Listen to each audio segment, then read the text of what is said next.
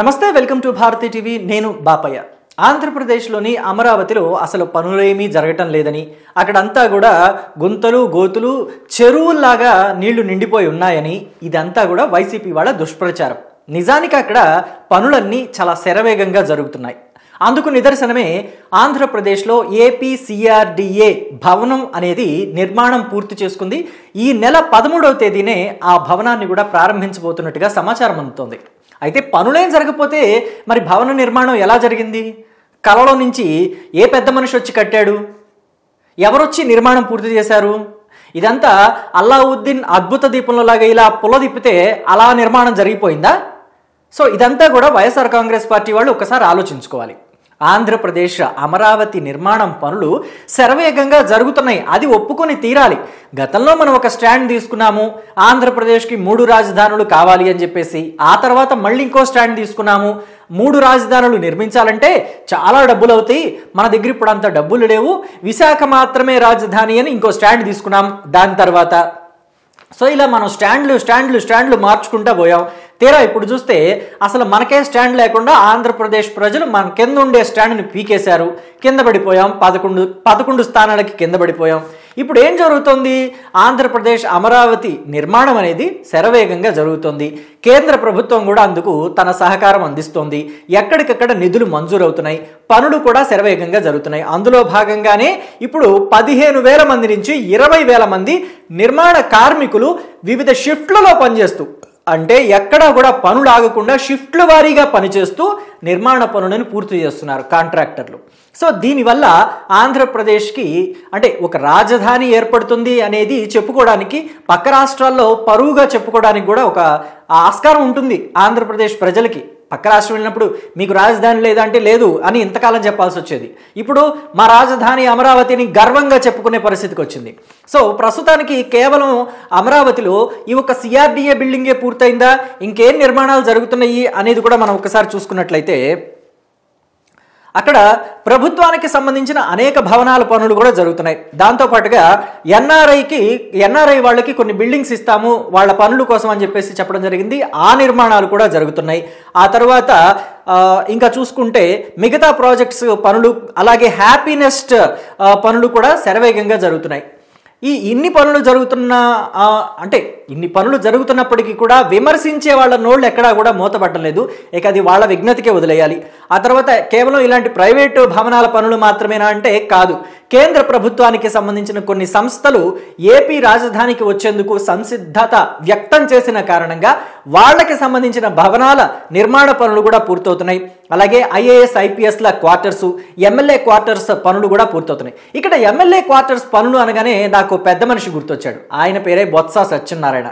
ఆయన మంత్రిగా వెలగబెట్టిన టైంలో అమరావతి వచ్చి ఈ ఎమ్మెల్యే క్వార్టర్సో లేకపోతే ఐ థింక్ ఐపీఎస్ ఐఏఎస్ల క్వార్టర్సో వాటి పైకి ఎక్కి అంతా శ్మశాన వాతావరణం కనిపిస్తుంది, నిర్మానుష్యంగా ఉంది, ఎవరూ లేరు ఇక్కడ, అన్ని తుమ్మ చెట్లు మొలిచాయి అన్నాడు. కానీ నిజంగా పైనుంచి దూకితే శ్మశానమే కనిపించేదేమో. మరి ఆయన కొన ప్రాణాలతో ఉంటే మరి శ్మశానం ఏమన్నా కనిపించేదేమో, చుక్కలు కనిపించేయో మరి ఆయన తేల్చుకోవాల్సిన విషయం. ఏది ఏమైనప్పటికీ కూడా ఇప్పుడు అమరావతిలో ఈ పనులన్నీ జరుగుతున్నాయి. ఎమ్మెల్యే క్వార్టర్స్ పూర్తవుతున్నాయి. అలాగే కొన్ని రోడ్స్, ఆ తర్వాత వాటికి అనుబంధంగానే అండర్ డ్రైనేజ్ వర్క్స్ కూడా జరిగిపోతున్నాయి. అంటే ఎప్పటికప్పుడు ఏ పనులు పూర్తి చేయాలో అప్పటికప్పుడు ఆయా పనులన్నీ కూడా శరవేగంగా పూర్తి చేసుకుంటూ వెళుతున్నారు అధికారులు. సో ఇప్పుడు రాబోయే రోజుల్లో ఇంకా అంటే రైతులకి కూడా ఏవైతే డెవలప్ చేసిన ఫ్లాట్స్ ఇస్తామని అంటున్నారో దానికి సంబంధించిన పనులు కూడా పూర్తి చేయడానికి ప్రభుత్వం సంసిద్ధంగా ఉంది. సో అలాగే ఒకప్పుడు అమరావతిని భ్రమరావతి అన్నారు. ఇంకా చూసుకుంటే అమరావతి కమరావతిని ముద్రేశారు. ఎందుకు?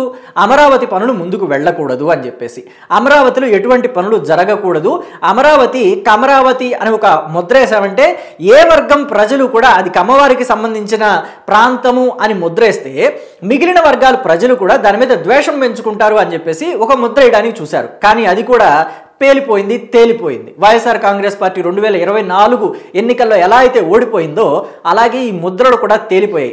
ఎందుకంటే అమరావతి అనేది ఒక వర్గానికో ఒక వ్యక్తికో సంబంధించింది కాదు.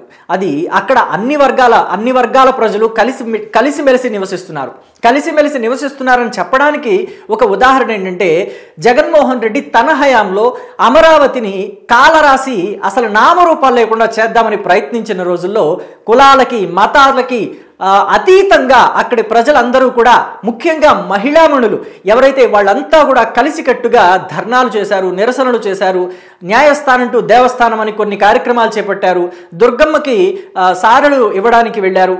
ఇలాంటి అన్ని కార్యక్రమాల్లోనూ కేవలం కమ్మవారే పాల్గొంటారా? కమ్మవారు మాత్రమే చేస్తే ఇలాంటివన్నీ అవుతాయా? సో అలాంటివన్నీ లేదు, అలాంటివన్నీ అబద్ధం, అభూత కల్పన అని చెప్పేసి ప్రూవ్ చేశారు అమరావతి మహిళలు. అక్కడ అనేక ప్రాంతాల వాళ్ళ మహిళలు అలాగే రైతులు కలిసికట్టుగా ఉంటున్నారు అని చెప్పడానికి ఇదొక నిదర్శనం. సో కాబట్టి ఇప్పటికైనా ప్రభుత్వం చేసే పనులకి సహకారం, సూచనలు తమ వైపు నుంచి ఏమన్నా వైఎస్ఆర్ కాంగ్రెస్ పార్టీ అందించగలిగే ఉంటే అందించి కాస్తో కూస్తో పెద్ద మనిషిలాగా మసులుకోగలిగితే, మనగలిగితే ప్రజలు తమ ఆలోచనల్ని, అంటే వైఎస్ఆర్ కాంగ్రెస్ పార్టీ కొంత మారిందిలే, ఇంకొక అవకాశం ఏమైనా ఇద్దామా అనే ఆలోచన చేసే ఆస్కారమైనా ఉంటుంది. ఇప్పటికీ కూడా అమరావతి, కమరావతి, భ్రమరావతి అని పేర్లు పెడదాము, దాన్ని సప్రెస్ చేద్దామని చూస్తే ప్రజలు మిమ్మల్ని సప్రెస్ చేస్తారు. తస్మాత్ జాగ్రత్త. ఇంకొక ముఖ్యమైన విషయం చెప్పాలి ఇక్కడ. సిఆర్డీఏ బిల్డింగ్ అనుకున్నాం కదా, పూర్తయిపోయింది. ఆల్రెడీ 13వ తారీఖున లాంచ్ చేసే అవకాశం కూడా ఉంది అని చెప్పుకున్నాం కదా, అంటే ప్రారంభించే అవకాశం కూడా ఉందని చెప్పుకున్నాం కదా.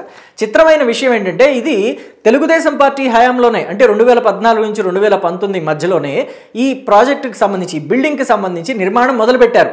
జగన్మోహన్ రెడ్డి అధికారంలో ఉన్నప్పుడు కూడా ఈ బిల్డింగ్ కొంత పూర్తయింది.